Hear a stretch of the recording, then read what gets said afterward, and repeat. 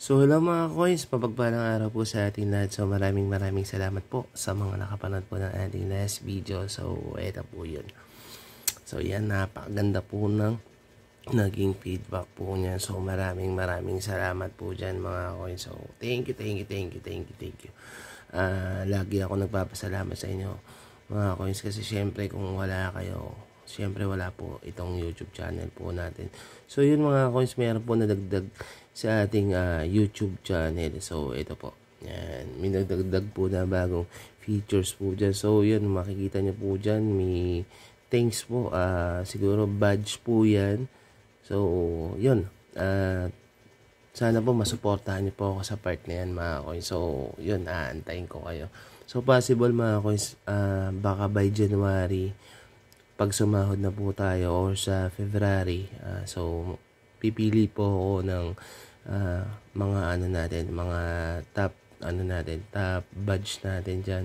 So i-raffle po natin yan. So sana makasali po ang lahat. So thank you po sa suporta po ninyo, at the same time sa panonood nyo po ng ating video. So ito pong YouTube channel natin is more on po ito, coin review and updated pricing. So parang bonus part na lang din po kung makakabili po ako sa inyo ng mga coin na akin pong hinahanap. So marami po tayong mga videos dyan na naghanap po tayo ng mga barya. So yan po, thank you po and congrats po sa ating lahat sa natin, sa achievement po natin. So thank you mga coins. So yun nga po pala, condolence nga po pala sa ating ka-coin din po and vlogger na si, ito po, yan, si Sir Money Collector. Yan po yung kanyang YouTube channel. Condolence po sa family ni Bossing. Wala na po siya, pumanaw na po siya. Bali-balita na stroke daw po si Bossing. So yun, condolence po sa family ni Sir. Nakakalungkot man, pero ganun po siguro talaga. So life must go on, tuloy-tuloy lang po tayo. So yun, much better kung yun nga, may kasabihan nga tayo, live your life to the fullest. So gawin po natin yung mga bagay na ikasasaya po natin, at syempre yung mga bagay na wala tayong pagsisisihan sa uli. So yun, thank you po sa pagsuporta niyo po sa akin mga coins. So yun, in this video atin pong talakayin itong mga bagay na dapat po nating malaman kung tayo po isang collector or buyer po ng barya. So seller ka man, collector, so dapat alam po natin itong ito. So para hindi na po tayo magkaroon ng conflict. So wag na natin masyadong patagalin. So maraming salamat po sa inyong patuloy na pagsuporta. So tara, let's go!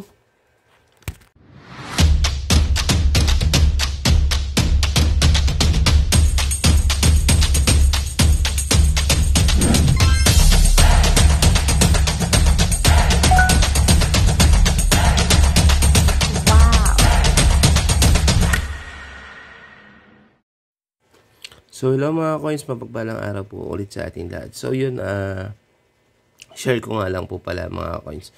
So itong mga ganito, ginagawa po natin siya sa part of para may idea po tayo sa mga barya po. So sa akin dati nung nag-start ako, so walang ganito, walang nagbablog ng ganito, walang nagko-content po ng ganito. So malalaman mo siya kung ikaw ay bibili sa isang kolektor. Yan po yung reality, lalo na sa ating mga Pinoy. So medyo madamot, honestly medyo madamot ang medyo may mga taong madamot sa kaalaman. So sa atin siguro nais ko lang ibahagi ito, tulungan kayo, at the same time ma-enlighten natin yung kaalaman natin sa mga barya. So yun, share ko lang po, reality po yan mga coins. Ganyan po yung nangyari sa akin dati. So bago ko malaman yung mga ganito, ganyan, so kailangan bibili ka muna. So hindi ka papansinin. Sa totoo, yan po yung totoo. hindi ka papansinin ng mga ibang kolektor kung ikaw ay magpuro tanong ka lang. So, gusto nila, bibili ka. Pag bumili ka, so pwede ka magtanong. Maging kaibigan ka nila. Ganun. Ganun po. So, sa atin, ito, libre lang. Malalaman po natin lahat. Ipapaalam ko po sa inyo yung mga possible na pwede nyo pong malaman. So, yun po. So, yun, in this video, atin talakayin yung mga kailangan nating malaman kung tayo po ay gusto natin maging seller or maging isang collector. So, kaya ako ito itatakil kasi mas madalas po kasi, lalo na sa akin, marami po nagpapasa ng medyo kakaibang barya, mali po yung pagkakaunawa po nila. So, yun po, liwanagin po natin sa content na to para na sa ganon, pag may nagtanong sa akin, may nagpasa sa akin, so isasubmit ko sa kanila tong content na to para mas maliwanagan po sila. So, medyo mahaba siguro to. So, ito nga po pala yung ating ito. Yan, Daiwan. Yan, ito po yung Daiwan mga coins. So, kung mapapansin po ninyo, so ito po. Ito pong example po natin. Pag sinabi po na varieties or variant po mga coins, so, lagi po natin yan titignan sa likod o sa reverse ng barya. So, ito po yung tinatawag nilang obverse, yung harap. Yan. Ito po mga coins, itong content na to is para po sa mga bago. So, karamihan po, alam na to. So, medyo marami pa rin kahit alam na may idea na tayo. So, nalilito pa rin tayo. So, para sa inyo to mga coins. So, ito yung obverse, then ito yung reverse. Pag sinabing variant mga coins, titignan nyo po yung likod ng barya o mga die. Pag sinabing mga die, sa likod po. Most of the time, sa likod po tayo titingin. Yun po yung mga die ng barya. Yan. So, ito po yung sinasabi po nila na die 1. Yan. Para hindi po kayo mga malito mga coins. So, ito po yung outer rim, inner rim, saka ito po yung mga script. Yung mga letra po na yan, yan, script po, pwede po ninyong itawag dyan. Yung script po, legend ko tawagin ng iba. Yan. So, ito pong nasa gitna na to is yung parang gear, yan po ay cogwheel. Yan. So, mas maganda kung kabisado nyo yung barya. So, para pag merong naiba sa kanya, so, possible error po yan mga ka-coins. So, ito, kung mawalan man to ng star, tapos, lagi yung tatandaan mga coins pala, yung mga barya na ganito, dapat maganda po. So, mga error po kasi, so, dapat pulido po yung pinaka-ano niya. Yan. So, ito po yung Daiwan mga coins Tandaan niyo pong mabuti. Yan. Medyo makakapal po. Yan. Yan. Makapal po siya ng konti. Yan. At ito po yung kanyang cogwheel. Yan. So, ito po yung die 2. Yan. Yan. Para malinaw po tayo. Ayan. Yung die 2 po is maninipis po yung kanyang mga script. Yan. Then, yung pinaka-cogwheel niya po, yung pinaka-gear is mas thinner o mas manipis. Yan. So, makikita niyo po yung inner rim niya. Yan. Manipis din po. Yan. So, dito po. So, sana madali niyo na to mga coins kasi napakadami nagpapasa sa akin ng maling barya. So, yan. Inner rim, outer rim. Yan. Kita nyo naman po kagad. So, yung outer rim po niya, masasabi ko is pareho lang. So, yung inner rim niya po, yan, maninipis. Yan. Ito po yung, ito naman po yung die 3 natin. Yan. So, yan. Ang pinagkaiba naman po niyan, makikita nyo, yung pinaka-inner rim niya is halos parehas ni die 1. Yan. Ito po. Mas makapal lang po siya ng konti. Tapos yung pinaka-cogwheel niya po, kung mapapansin nyo, yung pinaka-tip nung cogwheel niya is mas malaki na. Yan. Ito po yung cogwheel Then yung 1993 niya, kung mapapansin nyo mga coins, medyo bolder na siya, mas malaki. So, ito po yung die 3. Yan. Yung pinaka-outer rim niya po is in both, parehas pa rin po ng die 1, die 2, die 3. Yan. Ito po yung mga katangian po nila. So, sana po hindi na po kayo malito sa part na yan. So, ito naman po yung bold letters. Yan. So, ito po, maganda pong itawag dito para hindi kayo malito. Kunyari, 2015, die 3, bolder letters. Yan. Para mas ma-identify nyo po kagad yung pinagkaiba. So, unang-unang makikita sa bolder letters po is, yan, manipis po yung pinaka-outer rim niya, and mas malalaki yung kanyang mga letters o mga script niya, malalaki na po siya. At the same time, makikita niyo po, yan, ito po, yan. Baba muna natin yung dalawa. So, ito po, pareho silang die 3. Yan, tama po yun. Parehong die 3, pero bolder po or bold po yung tawag po sa ganito, sa nasa kanan. So, sana hindi na po kayo malito dito, ha, mga coins. So, kasi naghanap po ako ng 2010 na die 3. So, madalas na pinapasa sa akin is bold letters. So, naghahanap naman po ako ng 2014 na bold letters. Ang pinapasa po sa akin is 2014 na ganito, die 3. So, napakadami po mga koy. So, kaya tinakal ko na to para na sa ganun, may advice ko sa kanila na pag mag-aalok sila sa akin. So, panoorin na lang nila tong video na to. So, yan po ang definition po niyan. So, sana malinaw na po yan mga koy sa bolder die 3, bolder letters po ang tawag sa ganito. Yan. So, sana medyo klaro na po tayo doon. So, yan. Jump up na po tayo sa ibang aspeto. So, yan po. Kung meron po kayong mga error coins, so, dapat meron din po kayo nito. Yan. Timbangan. So, mas maganda kung meron kayong timbangan na sa ganun, malaman nyo po kung tama po o akma po yung barya na sinasabi nyo pong error.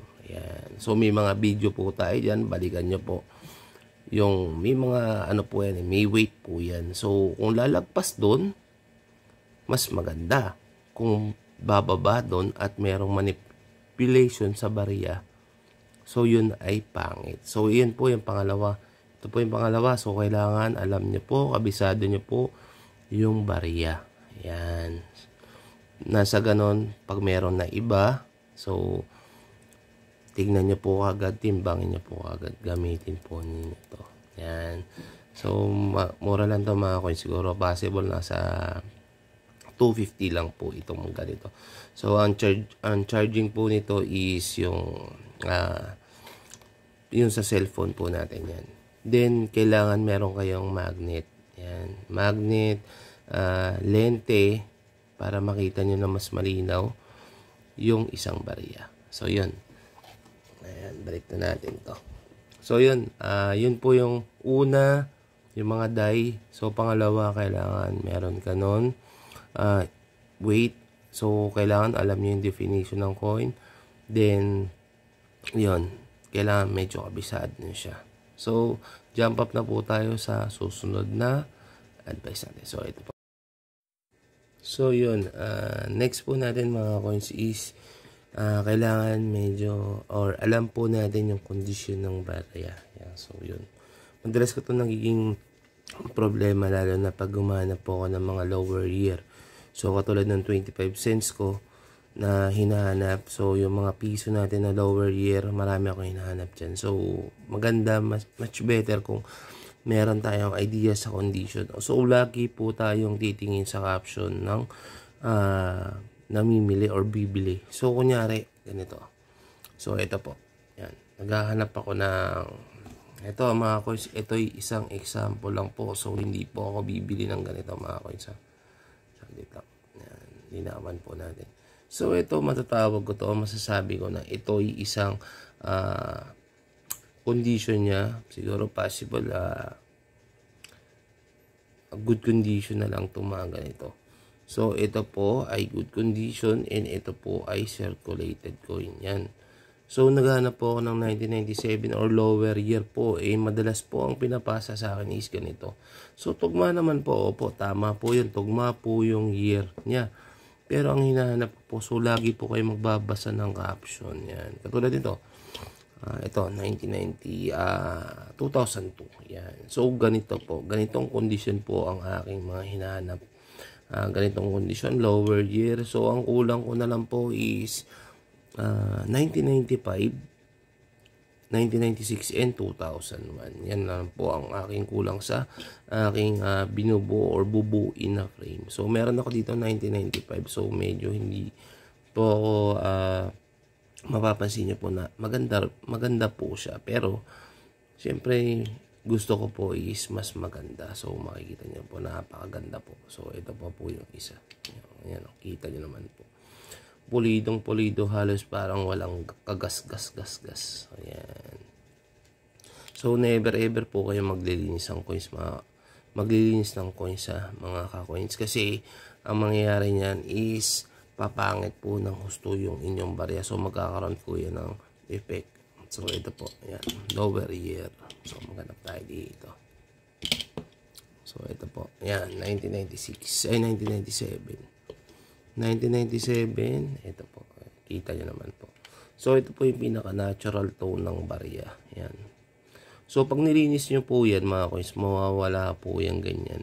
So, wala kayong makikita na ganyan, na luster effect ng barya. So, marami sa akin nagsasabi, malinis yan, boss, okay yan, maganda yung kondisyon. So, yun. Yan. Ganitong kondisyon po ang aking patuloy na binibili. Yan. So, ito po yung definition ng, ito po, isang example. So, ito po yung definition ng sinasabi kong mga AU. Yan, AU condition. So, makikita nyo kay AU condition, halos makikita nyo walang gas-gas, lumalaban sa ilaw. Yan, ganyan po yung mga AU condition na almost uncirculated coins. Yan. So, hindi ko siya matatawag na BU kasi bakit? Nakuha ko po ito sa circulate.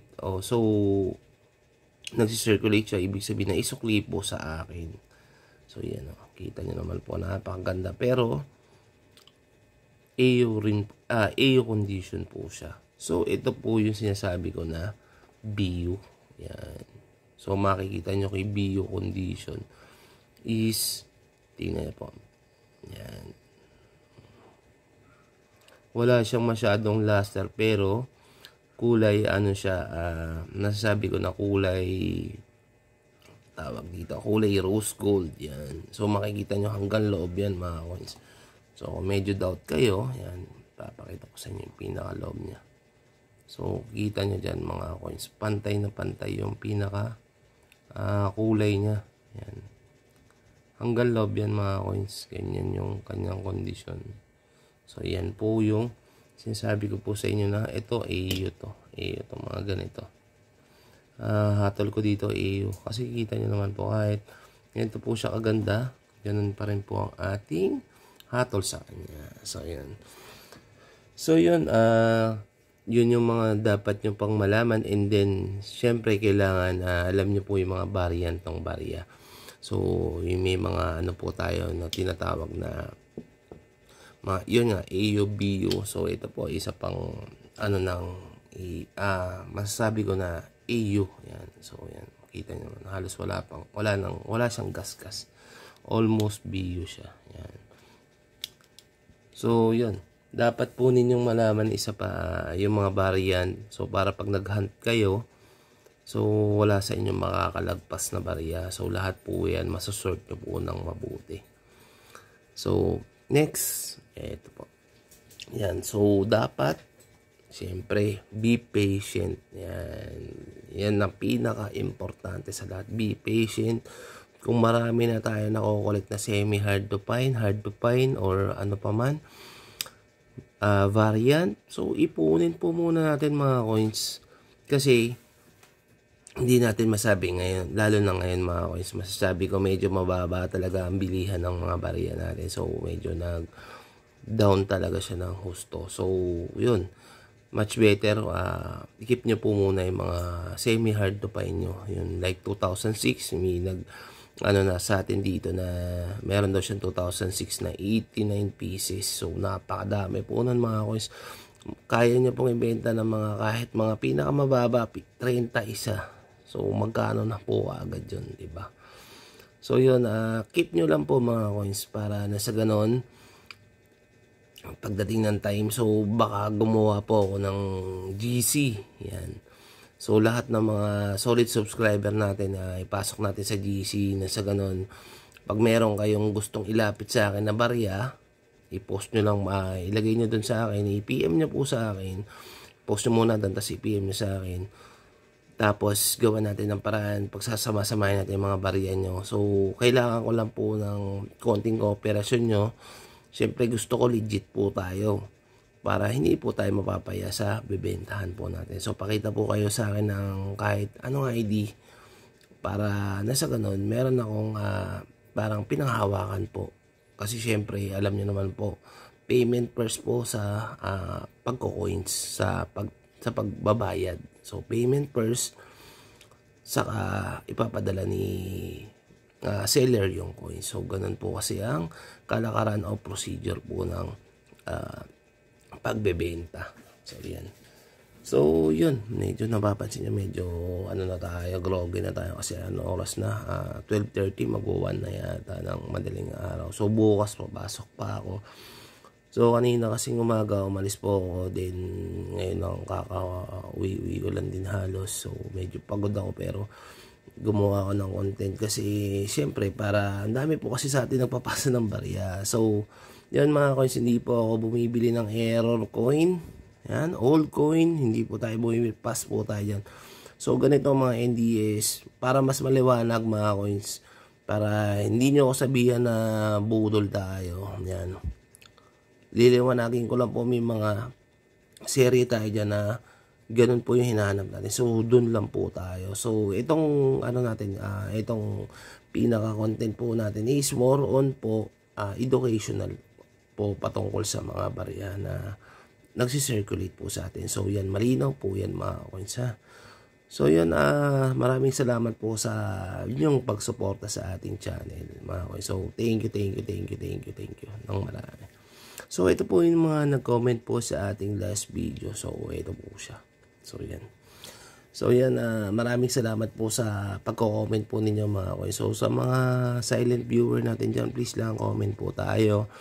Kung may mga gusto kayong ipatakal sa atin, comment lang po kayo mga koy. Para nasa ganon, malaman ko rin po kayo kung nandyan po kayo syempre. So, sa mga nakagawa po ng ating nakapin na yan, screenshot nyo po yung natin. So thank you, galing, solid na nakikinig, napapanood nyo po yung ating video. So maraming salamat po sa inyong lahat, sa inyong mainit na suporta. So yun mga coins, saan ko po yung yung suporta po ninyo. So sana dumami pa tayo and ma-reach natin yung goal natin lahat. So yun, kita-kits po tayo sa mga susunod na vlogs mga coins. So, ingat po kayo palagi ha. And alam niyo naman na life is too short. So, enjoy. And God bless us all mga coins. So, kita-kits sa susunod na vlog mga coins. Bye-bye.